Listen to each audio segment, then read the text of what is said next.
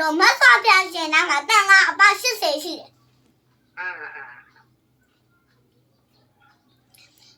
တန်ကအပါ80ရှိတော့ဘယ်တန်ကကိုလူရနဲ့မသိတော့မိတွေ့တော့ကိုတမီကဟုတ်တယ်ပေါ့အဲ့ဒါနဲ့မရွှေတေကန်းကြီးကိုလက်မှာကမ်းပြီးတော့တန်ကတ္တဒေးမှာပါဗျတန်ကားကိုလူပါတယ်ဗျတန်ကတ္တဒေးမှာပါဗျတန်ကားကိုလူပါတယ်ဗျလို့အတိတ်ချင်းချတော့အုပ်ပြီးမဲ့မိတွေးတော့ကိုတမီရဲ့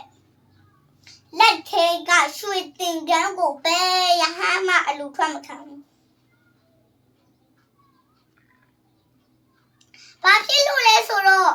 မြတ်စွာဘုရားရှင်ရွှေတင်ကန်းကိုလူခံပြီးဒီရွှေတင်ကန်းကြီးကိုယုံထားမှာလေဟုတ်တယ်လေအလူခံတဲ့ကူတော်ကလေဒီရွှေတင်ကန်းကိုယုံထားမှာဆိုဖះတဲ့တန်းတူလို့ဖြစ်နေတာပေါ့အဲ့ဒါကြောင့်မို့ဘယ်သူမှအလူထွက်မခံဘူးတဲ့နောက်တစ်ခုကကြတော့မြတ်စွာဘုရားကြီးကတထေကိုဝတ်ပြီးတထေကိုယုံရင်အလုံးကြီးညိုစရာကောင်းလို့လိုက်ဖက်မယ်ဆိုတာသိလို့အဲ့လိုမျိုးနှလုံးသွင်းပြီးတော့ဘယ်ရဟန်းကမှထားပြီးတော့အလူမခံဘူးအဲ့ဒီချိန်မှာလေမြတ်စွာဘုရားရှင်နာမှာရှင်သာရိပုတ္တရာတို့ရှင်မမောက္ကလန်တို့ရှင်မဟာကတ္တပတို့ယဟန္တာကြီးရှိတယ်ရှင်နုရုဒ္ဓတို့အဲ့လိုယဟန္တာကြီးတွေကထွက်လူမခံဘူးအဲ့ဒီချိန်မှာအာဇိတဆိုတဲ့ယဟန်ငယ်လေးကစဉ်းစားမိတယ်မြတ်စွာဘုရားရှင်ကတန်ခါသွားလူလို့ပြောနေတာမေတို့ကြီးကိုအကျိုးများစေရှင်လို့ဖြစ်မယ်လို့နှလုံးစဉ်းစားပြီးတော့မေတို့ကြီးလက်ထက်ကသင်္ကန်းကိုအလူခံတယ်အာဇိတရဟန်းကအဲ့ဒီချိန်မှာပုထုဇဉ်ဟန်းတွေကတပားနဲ့တပားကဲကြီးပြစ်တင်ကြတယ်လက်တော့ရှင်သာရိပုတ္တရာရှင်မမောက္ကလန်ရှင်မကတ္တပရှင်နုရုဒ္ဓတို့လိုယဟန္တာကြီးတွေတော့အလူမခံရဲတဲ့သင်္ကန်းကိုဒီကူတော်ကဆရာကြီးလို့ပြီးတော့ဘယ်နဲ့လူမျိုးအင်ညက်ထရယဟန်လေးကအလူခံရမလားဆိုတော့ပုထုဇဉ်ဟန်းတဲ့တပားနဲ့တပားကဲကြီးပြစ်တင်ကြတယ်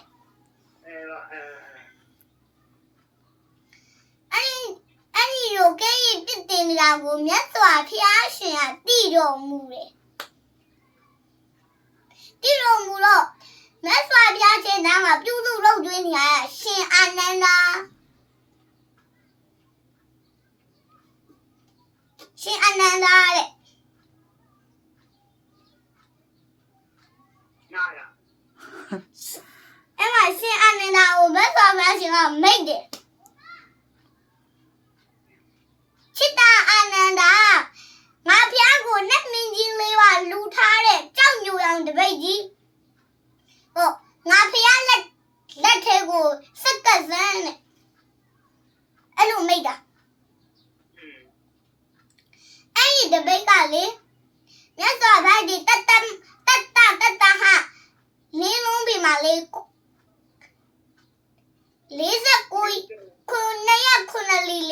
49ရက်မှာအမစံပေတော်မူနေစဉ်တွင်ဥက္ကလာပန်ပြီးတဖုတ်တန်းရဲ့ဗလိကဆိုတဲ့ကုန်းနဲ့ညီနောင်ကသက်စွာဘုရားကိုလာဖူးပြီးတော့ပြမုတ်ဆုပ်တွေလူလာလေပြမုတ်ဆုပ်တွေလူတော့မြတ်စွာဘုရားရှင်မှာတပိတ်မရှိသေးဘူးတပိတ်မရှိတော့ဝိယူဘက်ကဝိယူလက်ကတတဟတကုဝေရဆိုတဲ့နတ်မင်းကြီးလေးပါတပိတ်ကိုတယောက်တစ်လုံးခန်းလာတာတယောက်လုံးခန်းပြီးတော့မြတ်စွာဘုရားရှင်ကိုဆက်ကပ်ဖို့ဖယားကတဆူတဲ့တပိတ်ကလေးလုံးဖြစ်နေတယ်ဟိုနမင်းကြီးတပိတ်လူခံရဲ့ဟိုလမင်းကြီးကစိတ်မကောင်းဖြစ်မယ်တတပိတ်လူခံရင်လည်းကုဝေရစိတ်မကောင်းဖြစ်မယ်ဆိုတော့ကဲယူလာခဲ့ကွာဆိုတာလေးလုံးလုံးကိုလူခံလိုက်တယ်လေးလုံးလုံးကိုလူခံတော့ဘယ်လက်ပေါ်မှာတင်ပြီးတော့ညာလက်နဲ့ဖိချလိုက်တာတပိတ်တစ်လုံးနဲ့ဖြစ်သွားတယ်အနာလေးရဖြစ်သွားဟုတ်ကဲ့နားလေးနဲ့ကြောက်ညူအောင်တပိတ်ကြီးဖျားတဲ့တပိတ်အဲ့ဒီတပိတ်ကိုရှင်အာနန္ဒာကဆက်ကပ်တော့မြတ်စွာဘုရားရှင်ကလေအဲ့ဒီတပိတ်ကိုဤတပိတ်ဒီကောင်းမြေတို့ပြန်တက်ပါသေးသည်ဆိုတော့ထိတ်အတိတ်ခံလိုက်တာရဟရင်ဆက်တောင်မကြဘူးနှစ်စစ်တမိတ်တက်တပိတ်ပဲရောက်ဝင်မတူလစ်ခနဲ့ပဲတက်သွားတယ်တပိတ်ဝ ပြီးတော့မြတ်စွာဘုရားရှင်ကလေစัจ java ဝါတစ်ခုလုံးကိုအတိတ်ခံနေတာတန်ခါပါ80ကြည့်အတိတ်ခံပြီးလေရောမြတ်စွာဘုရားကမိတ်တော်မူတယ်ငါဘုရားအတိတ်ခံတဲ့လွတ်ရတပိကစัจ java ဝါမှာရောက်သွားပြီချစ်သားတို့နောက်ကလိုက်ယူချစ်လို့လို့ပြောတန်ခါပါရှိတဲ့တယောက်မှတုတ်တုတ်လို့တော့အဲ့ဒီမှာအာဇီတာကိုမစွာဖားရှာမိတ်တော်မူတယ်ငါပြဒိဋ္ဌံနဲ့လွတ်လိုက်တဲ့တပိတ်ကိုစัจ java ဝါကိုရောက်သွားပြီချစ်သားသွားယူချစ်လို့ပြောတော့အာဇီတာကဖះကိုချစ်ခိုးပြီးတော့ကောင်းကင်ဘုံပြတဲ့တော့9မိနစ်မကြာဘူးအဲ့ဒီတပိတ်ပြန်ရောက်လာအဲ့ဒီပဲချားရဟန်းနေရစိတ်ဝင်စားတော့အာဇီတာရဟန်းဒီကိုယ်တော့အင်္ဂတရရလုံးငါတို့ထင်ရဘယ်ဟုတ်ပါမလဲဇက်အပိန်ကြီးနေရနေတာဆိုတော့အဲ့ဒီအချိန်မှာမတ်တော်များချင်းကမိတ်တော်မူပဲချစ်သားတို့တဲ့မိတွေတော့ဘာရမီသင်္ကန်းလာလို့တော့အာတိရဟန်အလူခံလို့ဒီလိုကြေးရပြစ်တန်းကြရမဟုတ်လားတဲ့အာတိရဟန်တိမ်ဖူးနေတဲ့နေမင်းကြီးနဲ့တူတဲ့ပြာဖုံးနေတဲ့မိခဲကြီးနဲ့တူတဲ့တူတဲ့ဖျားဖြစ်ရမျိုးစင်းနဲ့တူတဲ့ဖျားဖြစ်ဖို့ပါရမီဖြည့်ထားတာနဲ့တူတယ်လို့အဲ့လိုမျိုးမိတ်တော်မူတဲ့အာဇိတယဟန်ရဲ့ဘွားစကြောင်းကိုခေါ်ပြမယ်ဆိုရင်အာဇိတယဟန်ကဘဒုရဲ့သားလေးဆိုအဇာတတိတ်ရဲ့သား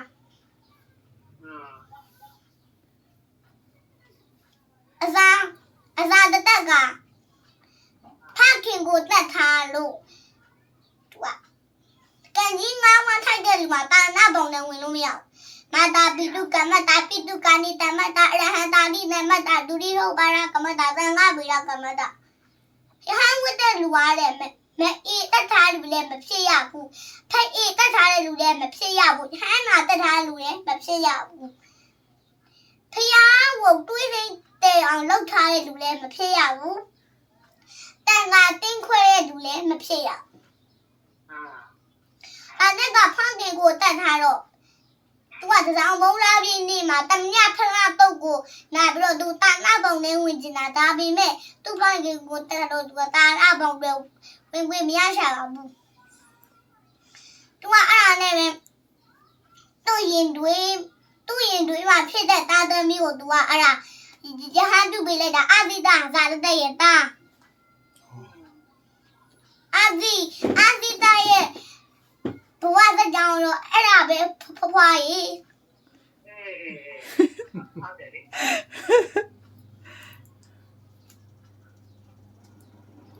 အဲ့ဖေကမေတော်မူတဲ့ချစ်သားလို့တဲ့အာဇီတာဟာနောက်ပွေးပဲအရိမေကြမတ်သားဖြစ်လိုက်မယ်လို့မေတော်မူတော့လေချမ်းဟန်းနေဒီကိုယ်တော်စိတ်ဝင်စားသွားတာအဲ့ဒါနဲ့ပဲအဲ့ဒါဗျာတို့၆တဲ့ရှင်ဖေမော်နော်အရိမေတရားဗုဒ္ဓဝင်ကိုပေါ့အာဇီတာဟာရဲ့သက်ကြောင်းကိုဟောပြမယ်ဆိုရင်တပည့်တော်နာကြားချင်ပါလေတဲ့ငါတို့ကြ၆တော့အဲ့ဒါမှငါပြောတယ်ဒါမှညမိတ်တယ်စစ်သားတို့တဲ့အာတိတရဟန်းကလေဟိုးဘဝတုန်းကဘဒုမမီတဲ့စัจ जा မင်းကြီးဖြစ်ဘူးတဲ့စัจ जा မင်းကြီးနဲ့ပြဘဒုမတဲ့အဲ့ရှင်တို့ကပွင့်တော်မူတဲ့ဘုရားကသူ့မိတ်တာမြတ်စွာဘုရားဘဒုမမီရဲ့စัจ जा မင်းကြီးကသူ့မိတ်တာမြတ်စွာဘုရားကိုကြောင်းဆောက်လူတယ်သင်္ကန်းလူတယ်စီမီလူတယ်ကုလိုတုံးမျိုးအဲ့တော့ဘဒုမမီရဲ့စัจ जा မင်းကမြတ်စွာဘုရားကိုကြောင်းနဲ့လဲပူဇော်ဘူးတယ်နင်းငယ်နဲ့လဲပူဇော်ဘူးတယ်စီမီနဲ့လဲထွန်းကြည့်ပြီးတော့ပူဇော်ဘူးတယ်အဲ့ဒီဘွားကလည်းမနေလို့သေးပြန်မဘာဝီဆိုတဲ့မင်းကြီးတစ်ပါးဖြစ်ပြန်တယ်အဲ့ရှင်တို့ကဘာဖျားပွင့်တယ်လဲကြုံတော့ဆိုတော့သူနဲ့ဘွဲသူမစ်တီးရမြတ်စွာဘုရားမညာကောင်းတော့ဖွားချင်နားဟာလားဘလောက်နားဟာလားဆိုရင်မစ်တီးရမြတ်စွာဘုရားကို ပြမဘာဝီဆိုတဲ့မင်းကြီးကရေရနာမန်းချက်ဒီထိုးပြီးတော့ပူဇော်ဘူးလေ အာကြာ အဲ့ဒီကနေလက်ပြီးပြမပြီးသုံး ဒါရှိတော့ဟောနော် ဟုတ်တယ် ဟုတ်အဲ့ဒီကနေလက်ပြီးပြမပြီးစုံစမ်းသွားလိုက်တာဖွားဖွားရေလောကသုံးပါးမှာဖျားတဆူထပ်ပွေပြင်းနေမှုဟုတ်တာမြတ်စွာဘုရားတဲ့ ဘုံကြီးဟောတယ်ဘောသူတရားနာဘုံတရားဟောတော့သူရမ်းသဘောကြရှင်တို့တဲ့သူကြိုက်နေတရားကို အဲ့ချိန်လုံးကရိမိနဲ့မစွာဘုရားလုံးကဘာဖြစ်လဲဆိုတော့ပါဘာဝန်တာဆိုတဲ့စัจ जा မင်းကြီးဖြစ်ပြန်တယ်အဲ့ဒီချိန်မှာကြတော့စီးစိမ်တွေကိုစွတ်ပြီးတော့မြတ်စွာဘုရားရှင်တာနာလဲဟူပြီးတော့ရဟန်းကိုဘူးတယ် အာ သူ့ရဲ့ဘုရားရှင်ရဲ့တနကတဲ့ မှန်ပြီနော်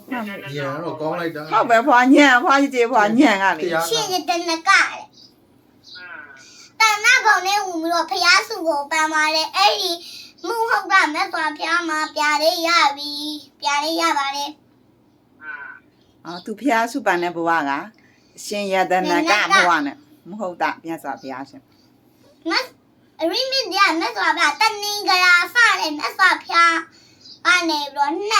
28စုမြတ်စွာဘုရားကြီးပါရမီဖြည့်ကြည့်ရတယ်အဲလို့မြတ်စွာဘုရားကဘေကဝဘုံတော်၆သူအောင်လန်းတော်ဖြစ်တော်မူတော့မြတ်စွာဘုရားကအဘောဇာရုဏာရှိတာမေတ္တာအပြည့်မိန့်ကြားတော်မူလိုက်ပါပေတည်း သာဘုံတရားဟောတော့သူဘောကြလိုက်ပြီ